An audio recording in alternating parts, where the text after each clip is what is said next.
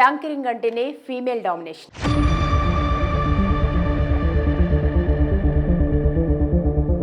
ఇక్కడ యాంకరింగ్ అనగానే సుమా కనకాల, ఉదయభాను, ఝాన్సీ, శిల్పా చక్రవర్తి, అనసూయ, రష్మి, శ్రీముఖి వంటి వారి పేర్లు, ముఖాలు టక్కును గుర్తొస్తాయి. ఇలాంటి చోట అబ్బాయిలు అడుగు పెట్టగలరా, ఒకవేళ వచ్చినా సక్సెస్ కొట్టగలరా అని అందరికీ ఓ డౌట్ ఉండేది. కానీ ప్రదీప్ మాచిరాజు, సుడిగాలి సుధీర్ వంటి వారు ఈ అసాధ్యాన్ని సుసాధ్యం చేశారు. అమ్మాయిలే కాదు అబ్బాయిలు కూడా యాంకరింగ్లో కింగ్లేనని ప్రూవ్ చేశారు. ఈ కోవలోకే వస్తారు యాంకర్ రవి. హైదరాబాద్లోనే పుట్టి పెరిగిన రవి బీటెక్ తర్వాత సినిమాల్లోకి అడుగు పెట్టాలని చాలా గట్టిగా ట్రై చేశారు. కానీ ప్రతి చోట నిరాశ ఎదురుకావడంతో కొరియోగ్రఫీ వైపు వెళ్లారు. ఈ దశలో టాలీవుడ్ అగ్ర కథానాయకుడు నాగార్జున ఇచ్చిన సలహా రవిని యాంకరింగ్ వైపు నడిపించింది. వెంటనే మా టీవీలో యాంకర్గా జాయిన్ అయి సంథింగ్ స్పెషల్ అనే షోతో పలకరించారు. యాంకర్ లాస్యా జోడీగా రవి చెలరేగిపోయాడు. దాంతో ఈ షోకు మంచి స్పందన వచ్చింది. షార్ట్ ఫిలిమ్స్, వెబ్ సిరీస్లతో పాటు సినిమాల్లో చిన్న చితకా పాత్రలు చేస్తూ వచ్చి యాంకర్ రవి బిగ్ బాస్ 5లో కంటెస్టెంట్గా ఎంట్రీ ఇచ్చాడు. టాప్ 5లో ఖచ్చితంగా ఉంటాడని అనుకున్నప్పటికీ అనుకోని విధంగా మధ్యలోనే ఎలిమినేట్ అయ్యాడు.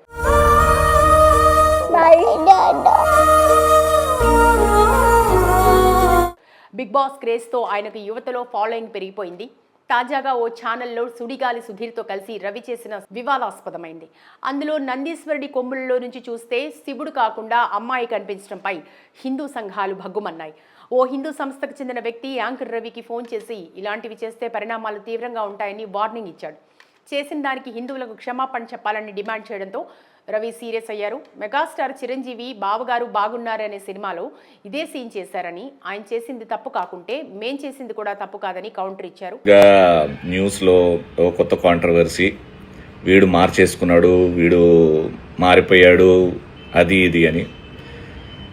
ఛత్రపతి శివాజీ మహారాజ్ని ఫాలో అయ్యేవాడిని, హనుమాన్ చాలీసా చదివేవాడిని, పొద్దున్న లేస్తే రాత్రి వరకు మనసులో ఓం నమ శివాయ అనుకునేవాడిని.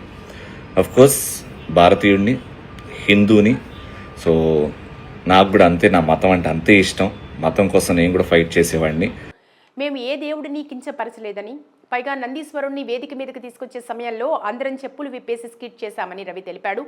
కొందరి మనోభావాలు దెబ్బతిన్నట్టుగా తెలియటంతో వెంటనే వీడియోను యూట్యూబ్ నుంచి డిలీట్ చేశామని, అంతకుమించి మేమేం తప్పు చేయలేదని రవి అన్నాడు.